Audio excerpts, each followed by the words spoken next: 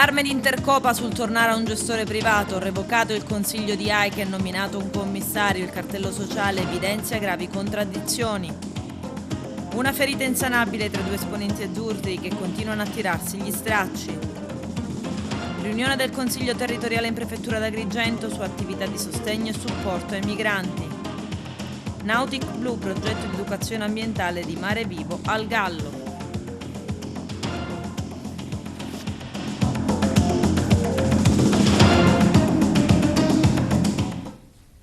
Bentrovati gentili telespettatori al nostro appuntamento con l'informazione. Dopo il terremoto in Turchia ed in Siria adesso è tempo di solidarietà. In prima linea la Caritas, ma si mobilitano anche i Lions, il servizio di apertura del nostro direttore Arturo Cantella. Gara di solidarietà verso quanto successo in Turchia per via del devastante terremoto che sta provocando migliaia di morti arriva dalla Caritas diocesana di Agrigento tramite la Fondazione Mondo Altro, suo braccio operativo, promuovendo e partecipando alla raccolta fondi indetta proprio dalla Caritas italiana a favore della popolazione turche e siriane per i gravissimi fatti che l'hanno colpita. Per aderire è possibile fare un bonifico bancario intestato appunto alla Fondazione Mondo Altro Ollus con la causale terremoto Turchia-Siria 2023. Le somme raccolte verranno inviate a loro volta alla Caritas italiana che provvederà a intercettare forme di intervento concrete e sicure, a volte di offrire sostegno. Per eventuali informazioni rivolgersi alla Caritas diocesana di Agrigento. E solidarietà arriva anche dal Lions Club International. I Lions italiani portano un aiuto concreto e immediato alle popolazioni turche e siriane colpite dal devastante terremoto tramite la Fondazione Internazionale Lions che ha messo a disposizione già $200.000. L'invito del Lions Club è quello di partecipare a questa grande mobilitazione donando direttamente al multidistretto Lions Italia con la causale aiuti del popolo turco e siriano. E sempre in merito al terremoto e all'allerta tsunami che ne è conseguita nella giornata di ieri, interviene anche il sindaco Miccichè in merito all'allerta tsunami. Un plauso va alla protezione civile comunale di Agrigento. Il sindaco afferma come ieri, in conseguenza dell'allerta rossa per il maremoto sulle coste italiane causata appunto dal terremoto in Turchia, avente come epicentro la zona turchia e siriana, la macchina organizzativa della protezione civile comunale ha funzionato perfettamente. Un plauso va al responsabile del servizio comunale della protezione civile Attilio Sciala e ai suoi collaboratori per le attività svolte dopo aver ricevuto la telefonata degli operatori della sala operativa regionale cosiddetta Soris che annunciava l'allerta rossa e il maremoto sulle coste siciliane.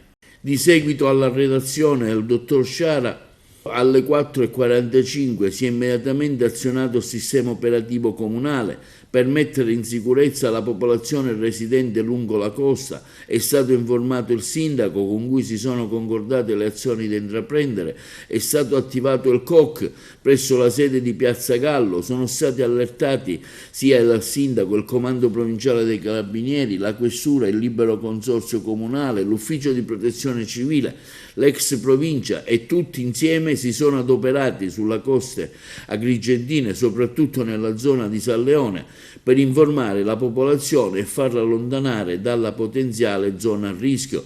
Nonostante alle 7 del mattino fosse stata revocata l'allerta maremoto sulle coste italiane, è continuata un'attività intensa di monitoraggio fino alle ore 9. Intanto il sindaco Francesco Miccichè esprime il suo dolore e la vicinanza alle popolazioni colpite dal devastante sisma che ha colpito la Turchia e la Siria.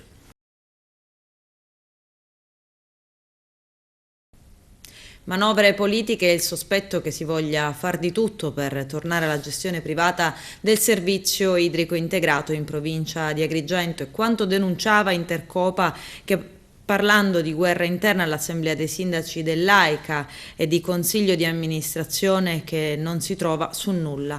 Adesso l'azienda idrica dei comuni agrigentini ha revocato il consiglio di amministrazione della società e ha nominato commissario Fiorella Scalia, componente del CDA ed ex direttore generale dell'AICA. L'iniziativa dell'Assemblea dei Sindaci sarebbe stata determinata dalla constatazione di tensioni interne al consiglio di amministrazione a nocumento dell'attività dell'azienda. Gli addetti ai lavori confidano che il nuovo consiglio di amministrazione sia battezzato entro un mese. Il cartello sociale evidenzia una contraddizione molto grave nella vicenda. Il CDA viene liquidato ufficialmente per scarsa produttività, mentre poi si sceglie il commissario tra gli stessi componenti dell'organismo deposto. Salta il banco, scrive il cartello sociale, a seguito dello scontro sulla nomina del direttore generale. In questo modo si scrive una pagina triste che mortifica le aspettative di tanti cittadini che ancora credono possibile una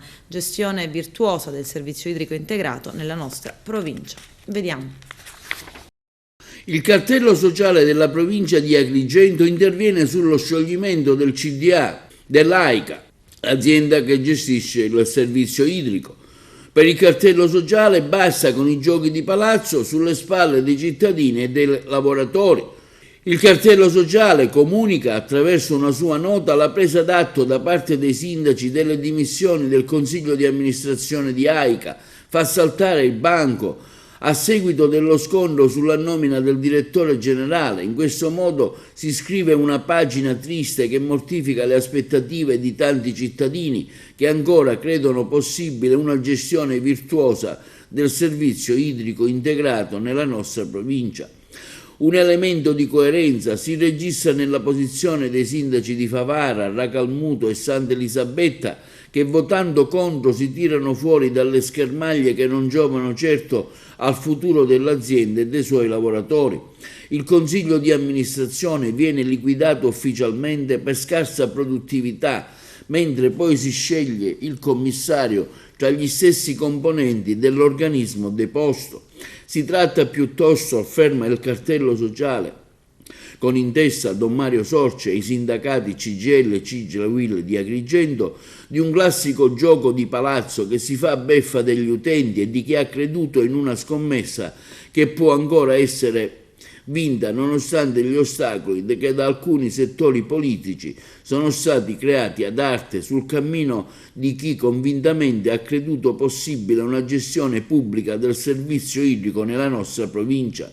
In questo scontro, tutt'altro che ideologico, non si tiene conto dei costi di un'operazione che comporterebbe cifre non indifferenti a carico della collettività. A tal proposito il cartello sociale afferma: invitiamo il commissario a mantenere e utilizzare dirigenti e funzionari interni che hanno consentito di realizzare notevoli economie di scala e di costi, affidandosi a chi conosce bene la materia.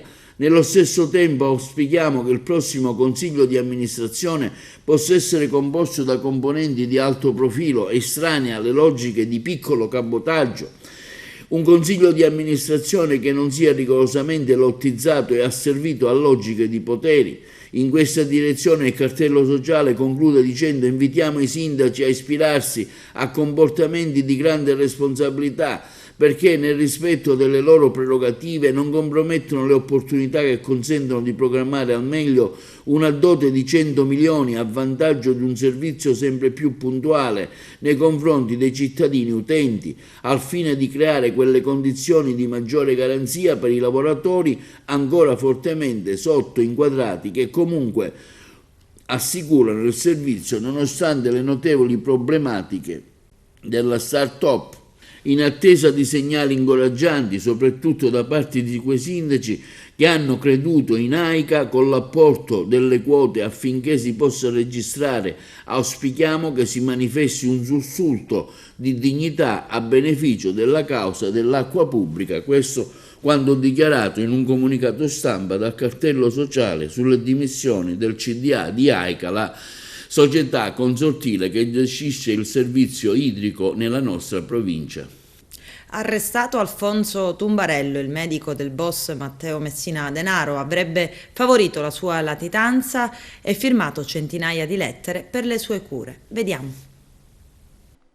Lo cercavano tutti, giornalisti, amici, conoscenti. Da quando era finito sotto inchiesta con l'accusa di aver favorito la latitanza di Matteo Messina Denaro, Alfonso Tumbarello era praticamente sparito dalla circolazione, almeno fino a quando i carabinieri della Rossa sono andati a notificargli una ordinanza di misura cautelare firmata dal GIP Alfredo Montalto. I militari sono arrivati nella sua casa di Campobello di Mazzara, il piccolo comune in provincia di Trapani, che nelle ultime settimane sembra essersi trasformato in una sorta di megacovo dove risiedono i big di Cosa Nostra. È infatti un clima inquietante quello tracciato nella richiesta di misura cautelare del procuratore di Palermo Maurizio De Lucia, dell'aggiunto Paolo Guido e dei sostituti Gianluca De Leo e Pierangelo Padova. Gli investigatori sottolineano come le indagini abbiano offerto uno spaccato dell'assordante silenzio dell'intera comunità di Campobello di Mazzara, che evidentemente, con diversi livelli di compiacenza, omertosa paura o addirittura complicità, ha consentito impunemente al pericoloso stragista ricercato in tutto il mondo di affrontare, almeno negli ultimi 2 anni, cure mediche e delicatissimi interventi chirurgici in totale libertà, godendo della disponibilità di somme di denaro, macchine, appartamenti e addirittura relazioni sentimentali, camice bianco e grembiulino nero dall'arresto fino ad ora. E da questo centro di 11.000 abitanti, che vengono tutti personaggi accusati di aver aiutato Matteo Messina Denaro nell'ultima parte della sua latitanza, dopo l'autista Giovanni Luppino, seguito dal geometra Andrea Bonafede, il nipote incensurato dell'ex capomafia del paese. Adesso tocca al medico Tumbarello finire agli arresti. I PM gli contestano una melliflua e sfuggente capacità delinquenziale, poiché celata attraverso lo svolgimento di una nobile professione, massone iscritto alla loggia Valle di Cusa, dalla quale è stato sospeso dal Grande Oriente d'Italia dopo essere finito sotto inchiesta. Tumbarello è un personaggio molto rispettato in Campobello. In passato è stato consigliere provinciale dell'UDC, appoggiato da Tonino Maccarino, l'ex sindaco di Castelvetrano, massone pure lui, l'uomo che per conto del SISDE instaurò una controversa corrispondenza con Messina Denaro sotto lo pseudonimo di Svetonio. Fu proprio Vaccarino, durante un'udienza di un processo di 10 anni fa, a spiegare di aver agganciato il latitante dopo aver chiesto proprio a Tumbarello di incontrare Salvatore Messina Denaro, fratello dell'ex Primula Rossa di Cosa Nostra. L'incontro si tenne nello studio del medico, evidentemente luogo ritenuto sicuro per non esporre i partecipanti a rischi. Scrivono così gli investigatori, una vicenda quella della risalente conoscenza del medico con la famiglia Messina Denaro, che nelle 32 pagine dell'ordinanza di misura cautelare viene citato più volte. Per il GIP Montalto è elemento a sostegno della consapevolezza da parte del Tumbarello di prestare quell'intensa attività professionale in favore non del vero Bonafede Andrea, ma del latitante.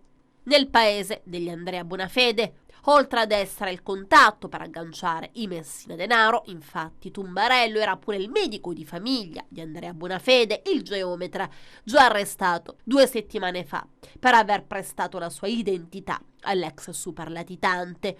Oggi in carcere insieme a Tumbarello finisce pure un altro Andrea Bonafede, ossia cugino omonimo, accusato questa volta di favoreggiamento e procurata in osservanza di pena.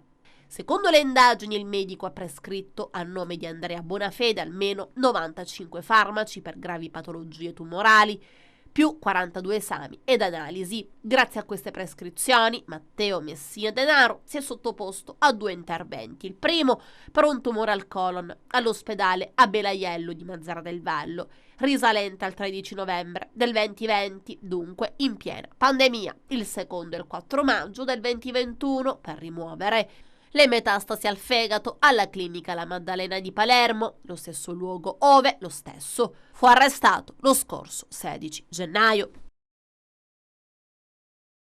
Io ero fermo a una legislazione, ricordo, ma può darsi che è stata superata, però voglio verificarlo, che esiste la prima legge sulla massoneria, si chiama legge Anselmi, che prevedeva che le prefetture dovessero costituire un albo di elenchi e delle logge che in ogni provincia veniva depositato presso la prefettura, che era un documento, come un atto riservato, garantendo la privacy, tutto quello che si può.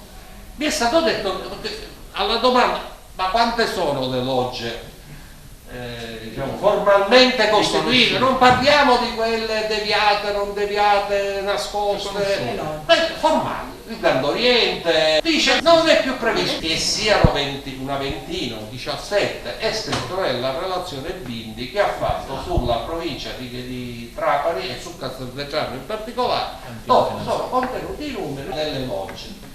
Il tema è se tutto questo è figlio di uno studio, diciamo, statistico, o fu figlio di un atto che lo Stato detiene in termini di conoscenza. Ci è stato detto di no. Verificherò che cosa è successo con questa legge, pensando che fosse ancora operativa quella norma che prevedeva l'obbligatorietà di un albo presso le 105 prefetture italiane di costituzione di questo albo con la conoscenza delle logge formalmente costituite. Ci è stato detto che la prefettura non fa questo, non ha questo dato, cioè non ce l'ha, non solo Trapani, tutta la prefettura. Quindi è un tema di cui vogliamo occuparci. Se qualcuno ha fatto una considerazione del genere, rispondo come PIF, che di fronte a quel signore che diceva ma perché meschino, Matteo Messina Denaro ha dato lavoro, alla fine è malato, potevano da sallopete, e io risposi mi fa più schifo di Matteo Messina Denaro. Cioè questo teorema che c'è la mafia perché non c'è il lavoro, mi dite qualche mafioso disoccupato che conoscete? Cioè queste, come dire, sociologie d'accatto con cui si vuole costruire. La mafia conquista, c'è dove c'è la ricchezza. Parte da Palermo l'organizzazione del Comitato Esodati del Superbonus Sicilia, un gruppo di 90 persone tra imprenditori professionisti ed anche committenti che nelle ultime settimane, specie dopo la manifestazione di protesta romana, inizia ad organizzarsi nell'isola per chiedere soluzioni per il settore dell'edilizia in crisi. I dettagli nel servizio. Imprese al collasso e sull'orlo del fallimento, debiti con fornitori e problemi con i clienti. Sono questi alcuni degli effetti del Superbonus. Il blocco dei crediti rischia di mettere in ginocchio migliaia di imprese siciliane con ripercussioni pesantissime sulla filiera dell'edilizia. Da Palermo l'organizzazione del comitato Esodati del Superbonus Sicilia, un gruppo di 90 persone tra imprenditori, professionisti ed anche committenti, dopo una manifestazione di protesta romana, ha iniziato a organizzarsi per chiedere soluzioni per il settore dell'edilizia in crisi. Assolutamente, abbiamo investito e anticipato milioni di euro, se non miliardi ormai, per avere poi di fronte che cosa? Uno Stato che ha fatto un passo indietro, anzi 26 passi indietro, visto che ha modificato 26 volte questo decreto legge, e siamo 55 circa 1000 imprese pronte a fallire da qui nei prossimi 2 o 3 mesi, con cassetti fiscali pieni di crediti fiscali che non riusciamo più a vendere perché le normative le hanno incagliate.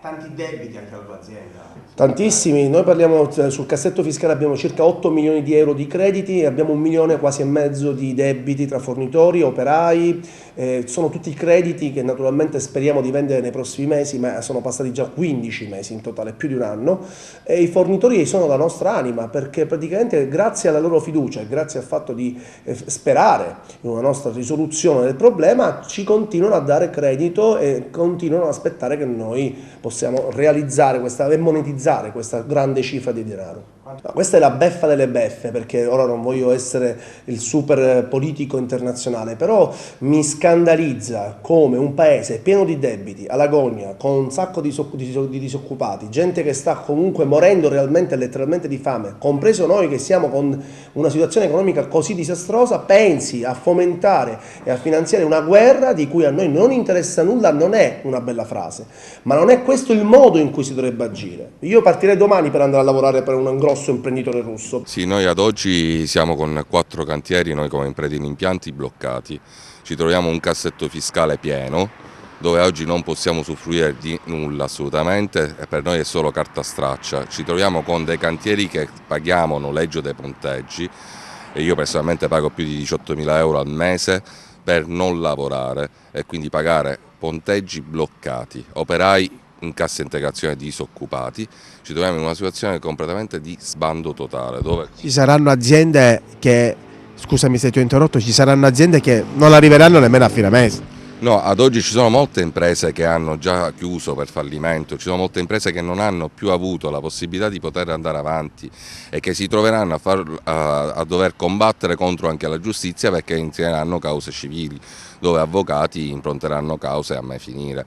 Tra parentesi, ad oggi, oltre ai cantieri bloccati, noi abbiamo gente che abbiamo dovuto licenziare, gente che a oggi ha perso il lavoro, e che gente che si ritroverà, grazie anche al governo italiano, a giugno o a luglio di una riforma anche sul reddito di cittadinanza.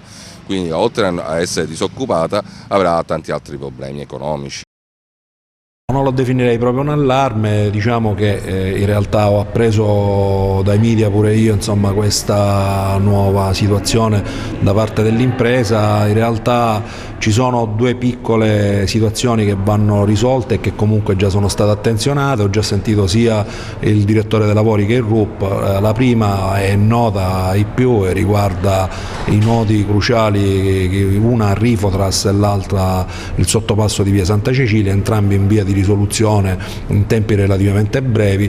La seconda praticamente riguarda la variante della parte finale della via Don Blasco, per intenderci il viadottino d'innesto con il sovrappasso Saranieri, e lì la Regione per un mero refuso ha sbagliato il decreto d'approvazione, ma lo ha già riprodotto ed è in ragioneria per la firma, quindi direi che nello spazio di pochi giorni tutto rientrerà nella norma e vediamo un attimo di ripartire con la stessa, diciamo, volontà di andare a chiudere un'arteria determinante per la strategia di Messina. L'impresa però è licenziata nel frattempo, questo come si risolve? Ma lì, ripeto e ribadisco, è un fatto meramente privatistico per la quale il Comune di Messina non può intervenire se non in quelle che sono le leve a propria disposizione. Le leve a propria disposizione sono quelle legate alla riattivazione del cantiere e quindi alla riassunzione delle maestranze, ma ripeto, si tratta semplicemente di pochi giorni per risolvere le questioni, e quindi immagino che una volta risolte le criticità di natura tecnica amministrativa l'impresa riprenderà a lavorare e quindi riprendere di nuovo le attività con le maestranze stesse. Il coordinatore regionale di Forza Italia e deputato all'Ars Gianfranco Miccichè si rivolge all'Assemblea regionale siciliana ed in particolare al governatore della Sicilia Renato Schifani dicendo: la detesto, mi sento tradito, lei è Bruto e io Giulio Cesare. I dettagli nel servizio. Cioè, non mi hanno dato un assessore, non mi hanno dato manco i caramelle che si danno ai bambini e che io di tensione. Onestamente, assolutamente niente. Io ho dichiarato già ieri che non mi ritengo più in maggioranza perché non mi hanno voluto. È da mesi ormai che si lamenta. L'alfiere di Berlusconi in Sicilia, Gianfranco Miccichè, in aula continua a togliersi qualche sassolino dalla scarpa. Il presidente Schifani: lo detesto, dice, perché mi sono sentito tradito, ma alla Sicilia questo non interessa, io penso solo e soltanto al bene della Sicilia, quindi spero che questo governo prosegua il suo cammino, dice. E aggiunge: però una cosa la posso dire, Bruto sarà sempre lei presidente, io sono Giulio Cesare. Non si lascia attendere la replica della pattuglia azzurra. In una seduta d'aula dedicata ad affrontare e risolvere i problemi della Sicilia e in un importante clima di dialogo e costruttivo confronto fra tutte le parti politiche, l'unica nota stonata viene ancora una volta dall'onorevole Miccichè, che non sa più come cercare la ribalta e purtroppo per lui lo fa sempre più, oltrepassando i limiti della volgarità e scadendo nel ridicolo, rispondono i deputati di Forza Italia all'Ars commentando le parole di Miccichè. È incomprensibile l'atteggiamento del gruppo degli ex colleghi del presidente Miccichè di fronte a un intervento assolutamente distensivo e a favore del governo. Speriamo almeno sia concessa una battuta per esprimere il proprio rancore verso tutto quello che è successo negli ultimi mesi. I deputati di Schifani lavorino piuttosto per cercare una ricomposizione anziché peggiorare le cose. Le volgarità Miccichè le ha subite. Questa la nota stampa dei componenti dello staff dell'ex presidente dell'Ars, Gianfranco Miccichè. Focus su attività di supporto e sostegno ai migranti. In prefettura d'Agrigento la riunione del Consiglio territoriale, il servizio del nostro direttore Arturo Cantella. Si è svolta ieri in prefettura, presieduta dal prefetto Maria Rita Cocciufa, una riunione del Consiglio territoriale per l'immigrazione, cui hanno partecipato i vertici provinciali delle forze dell'ordine, rappresentanti di diversi uffici statali e regionali, le organizzazioni non governative impegnate nell'accoglienza dei migranti, mentre si è collegato in via conferenza un rappresentante dell'assessorato regionale alla famiglia e alle politiche sociali. L'incontro ha costituito un'occasione per l'insediamento dell'organismo nella nuova composizione aggiornata, al fine di fare il punto sulla situazione, sulle problematiche più avvertite dagli immigrati presenti in questo territorio nostro provinciale. Su proposta del prefetto si è convenuto quindi di suddividere il lavoro del Consiglio territoriale in diversi tavoli tematici, tra cui assumerà particolare rilevanza il tavolo sulla vulnerabilità, attesa la presenza di diversi migranti vulnerabili giunti nella nostra provincia. A riguardo, su proposta del prefetto, l'ASP di Agrigento valuterà di istituire un ufficio speciale dedicato alle problematiche sanitarie dei migranti e al supporto psicologico delle persone vulnerabili. Tra i temi trattati in prefettura durante la riunione, la funzione di prevenzione e lotta al caporalato ha assunto rilievo di fenomeno degli insediamenti dei migranti che prestano lavoro nelle campagne per la raccolta delle arance, fenomeno presente in particolare nella zona di Ribera, e delle olive, per i quali si auspica di trovare in collocazioni maggiormente dignitose anche attraverso l'attivazione di progetti mirati con i fondi del PNR. Particolare attenzione è stata prestata agli interventi dei partecipanti, che hanno consentito di acquisire informazioni, spunti ed elementi utili al fine di orientare l'attività della prefettura per il superamento delle attuali criticità, di concerto e in sinergia con le altre istituzioni interessate. Fiumi di droga all'ombra della mafia a Catania, Maxi Blitz con decine di sequestri e arresti in Sicilia. L'operazione ha il nome in codice Slot Machine e ha visto impegnati oltre 140 uomini della Guardia di Finanza tra Catania, Palermo, Trapani e Siracusa. I finanzieri hanno eseguito 21 ordinanze restrittive. I dettagli nel servizio. 21 persone destinatarie di un'ordinanza di custodia cautelare in carcere con 34 kg di cocaina, 400 kg di marijuana, 1 kg di hashish, 11.000 piante di cannabis e 38 proiettili calibro 9 sono stati sequestrati. Questo è il bilancio dell'operazione antidroga denominata Slot Machine della Guardia di Finanza di Catania, che ha visto impegnati oltre 140 militari delle Fiamme Gialle in diverse province della Sicilia. Le indagini sono state coordinate dal procuratore aggiunto Ignazio Fonso e da sostituti Andrea Bonomo e Alessandro La Rosa. Hanno fatto luce su una presunta associazione che avrebbero gestito un rilevante traffico di cocaina, marijuana e hashish. Ai vertici del gruppo ci sarebbero stati i fratelli Vitale, Franco, Giuseppe, Fabio e Santo, di 59 anni. Secondo l'accusa avrebbero anche agito dai grossisti per altri fornitori dediti all'approvvigionamento delle locali piazze di spaccio. A conclusione di ben 2 anni di indagini, il GIP Simone Ragazzi, accogliendo la richiesta della Procura di Catania, ha emesso un'ordinanza di custodia cautelare in carcere eseguita dalle Fiamme Gialle nei confronti di 21 persone e disposto il sequestro finalizzato alla conquista di 11 attività economiche, 7 fabbricati, 6 terreni, 50 rapporti finanziari e depositi bancari. Le indagini del GICLO del nucleo del PEF della Guardia di Finanza di Catania, sezione Goa, nascono nascono da uno spunto dell'operazione Le Vallette su un traffico di droga in Sicilia, Calabria e Malta. Il gruppo e la tesi dell'accusa avrebbe avuto profitti di contiguità con il clan Cappello Bonaccorsi, avvalendosi del carisma criminale di Santo Aiello, di 63 anni, cognato del Vitale, noto esponente della cosca, al fine di dirimere le controversie legate al traffico stupefacenti, ottenere più agevolmente i pagamenti loro dovuti e garantirsi in ogni caso una copertura necessaria al mantenimento dei traffici illeciti. I canali principali di rifornimento di droga, sarebbe emerso dalle indagini, sarebbero stati due: il primo con la base operativa in Vilghine Valdarno, in Toscana, con a capo Paolo Messina di 44 anni e l'albanese Erok Kechi di 33 anni, e il secondo a Catania, riconducibile a Salvatore Copia di 53 anni e Annunzio Caia di 50 anni. Adesso c'è la pubblicità, a tra poco, vi aspetto. Attività di educazione all'ambiente di Mare Vivo all'interno dell'Istituto Gallo di Agrigento. Questo l'obiettivo di Nautic Blu. Vediamo. All'Istituto Nautico Gallo, oggi in collaborazione con Mare Vivo, un interessante convegno dal tema Nautic in Blu. Ecco come si svolge l'iniziativa: ci saranno diversi appuntamenti, i ragazzi hanno ben accettato questo invito. Ne parliamo con Tania Roccaforte, responsabile del plesso del Nautico di Porto Empedocle. La nostra scuola, come ogni anno, sta organizzando queste attività insieme agli esperti di Mare Vivo. Hanno partecipato anche il dirigente dell'ARPA, tutto per spiegare ai ragazzi qual è l'importanza della salute in mare, del benessere in mare, della pulizia, quindi l'educazione ambientale a 360 gradi.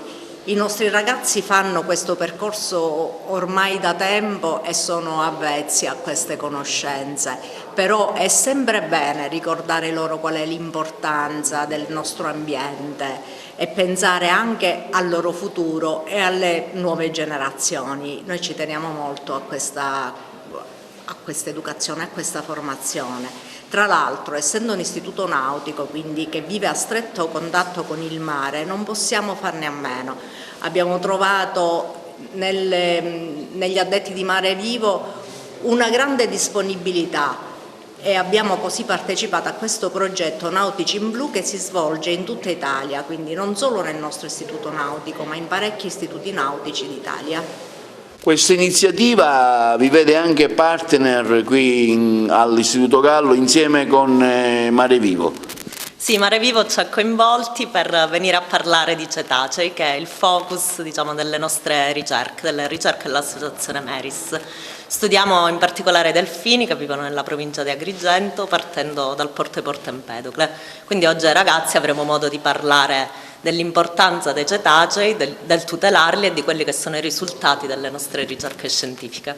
Ecco, un breve risultati ce li può anticipare magari? Com'è la nostra corsa, come si caratterizza? Sì, negli anni siamo partiti da zero, quindi qui non si sapeva nulla della biologia di questi animali, della loro presenza, abbiamo iniziato a studiarli, abbiamo capito dove si concentrano principalmente, e una delle zone sono proprio le acque antistanti il porto di Porto Empedocle. Abbiamo scoperto che circa un centinaio di delfini vivono sostanzialmente nelle nostre acque, stiamo monitorando anche le nascite, quindi è una zona molto produttiva dove gli animali vengono qui per riprodursi, a crescere i propri piccoli e per nutrirsi. Infatti molto spesso è possibile vederli dietro pescherecci che catturano, diciamo, il pesce dalle reti.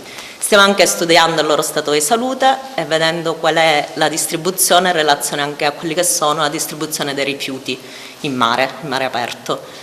La situazione non è, nonostante la popolazione è molto numerosa e in crescita, abbiamo notato che hanno molte malattie della pelle e oggi parleremo anche di queste, ragazzi, per sensibilizzarli. Nautici in Blu è un progetto nazionale di Mare Vivo Onlus che si rivolge a molti nautici in tutta Italia, sono circa 20, e da quest'anno anche 2 nautici in Spagna, a Barcellona, e ha l'obiettivo di fare educazione ambientale con questi ragazzi che lavoreranno a stretto contatto con il mare, quindi per loro è importante sapere un po' cosa c'è nel mare, quindi cosa c'è di bello nel mare, ma anche i concetti di economia circolare, di sostenibilità, perché è ovvio che così come sta andando il nostro pianeta dobbiamo cambiare le nostre abitudini ed è giusto che le cambiamo a casa, a scuola, ma anche nel nostro futuro lavoro. Ci saranno 4 attività, 2 di seminario direttamente a scuola coinvolgendo esperti del settore e poi faremo 2 uscite, un'uscita con una pulizia della spiaggia qui a Marinella con campionamento dei rifiuti, quindi è uno studio scientifico dei rifiuti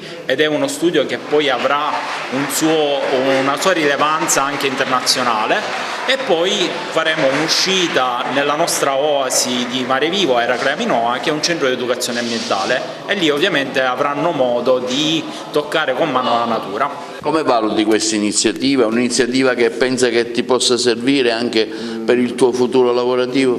Certo, questo è normale, poiché Nauticin Blu si mette anche a disposizione nostra. È una bella iniziativa, è anche positiva ovviamente, e spero che in un futuro poi ci sarà ovviamente utile. Innanzitutto questo progetto rientra nel nostro PCTO, che serve per la nostra crescita e anche per l'ambiente. In questo progetto noi andremo a visitare alcune per la pulizia delle spiagge, appunto per la nostra crescita serve molto a farci capire che un domani appunto inquineremo molto di meno. È un progetto che appunto parte da Nauticin Blu, che rappresenta appunto la salvaguardia dell'ambiente marino, e speriamo che in un domani, anche verso il 2030, ci sarà meno inquinamento nelle nostre spiagge. Termina qui l'edizione del telegiornale, non c'è nient'altro. Grazie per la gentile attenzione e per essere stati con noi. A presto.